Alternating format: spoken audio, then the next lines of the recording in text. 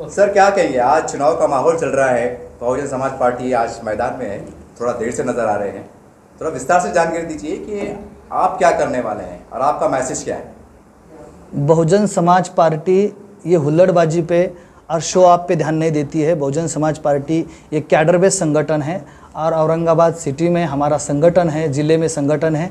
हम grass root पे काम कर रहे हैं, हम समाज के पहुंचने का काम कर रहे हैं और समाज में जो हमारे कार्यकर्ता है वो डोर टू डोर घूमने का काम करेंगे और समाज को वोट देने का कोशिश करेंगे। सर आप भी जो तो बहुजन समाज की बात करते हैं, माइनॉरिटीज़ की बात करते हैं, बाला साहब अम्बेडकर की माइनॉरिटीज़ की बात करते हैं, दलित समाज की बात करते हैं।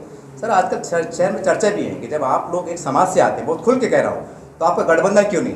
क्योंकि आजकल जातिवाद की राजनीति चल रही है, ये कड़वा सच है। अभी आप बोल रहे हैं हम एक साथ क्यों नहीं हैं। आप देख रहे होंगे कि कल लोकमत वर्तमान पत्र ने घोषित कर दी कि बहुजन समाज पार्टी राष्ट्रीय पार्टी है। जब राष्ट्रीय पार्टी खड़ी होती है, चिन्ह खड़ा होता है, सिंबल खड़ा होता है, तो उसके साथ छोटे छोटे भाई ने आना चाहिए। मेरा तो उनसे गुजारिश रहेगी, आप बहुजन समाज पार्टी के हाथी चिन्ह पे उन्होंने साथ आना चाहिए। सर आजकल कई पार्टियां जो है तो संविधान को बचाने के लिए एकजुटता के लिए पुकार रही है, तो ऐसे में आपका भी कर्तव्य नहीं बनता है कि चलो कम सीट सही, हारेंगे जीतेंगे बात की बात है, लेकिन संविधान बचना चाहिए, तो उसके लिए कोई सहमति बने, एक मंच पे आए, ऐसा वातावरण तैयार क्यों नहीं हो पा रहा है?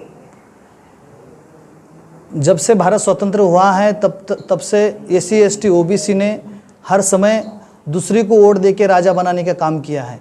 हम कब राजा बनेंगे? जब बाबा साहब ने कहा है कि तुम्हें राजा बनना है, तुम्हें प्रधानमंत्री बनना है। आज जब बाबा साहब ने कहा था तब हमारी पार्टी भी नहीं था, चिन्ह भी नहीं था, झंडा भी नहीं था। आज हमारे पास सब कुछ है, राष्ट्रीय लेवल पे चिन्ह है, पार्टी है, सब कुछ है। हम क्यों ना ख्वाब देखें हम राजा बने। अब वो बोल रहे हैं कि साथ में आना चाहिए और डरा रहे समाज को। बहन मायावती राष्ट्रीय लेवल की 3 नंबर की नेशनल पार्टी है, हम भी बन सकते हैं राजा। सर आज जो है तो आप मैदान में हैं, प्रकाश अम्बेडकर साहब मैदान में, MIM भी है और सेकुलर पार्टी भी है। आपको नहीं लगता कि मतों का वोटों का विभाजन होगा और इससे सीधा सीधा फायदा बीजेपी को? क्योंकि ऐसे आरोप भी लग रहे हैं कि छोटे छोटे पार्टी जो आ रही हैं वो कहने के बीजेपी के इशारों पे काम कर रही है, ऐसे आरोप लग रहे हैं। कैसा देखते हैं आप इस चीज़? सही बात बोल रहे हो आप कि छोटी छोटी पार्टियाँ आके मत का विभाजन करेगी। और छोटी छोटी पार्टियाँ कौन हैं आपको मालूम है मैदान में, क्योंकि बहुजन समाज पार्टी बड़ी पार्टी है और राष्ट्रीय पार्टी है।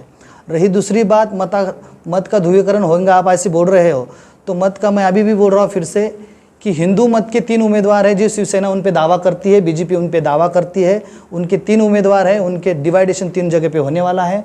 मुस्लिम समाज के 3 उम्मीदवार हैं, वो MIM और जलील साहब, उनका भी डिवाइडेशन होने वाला है।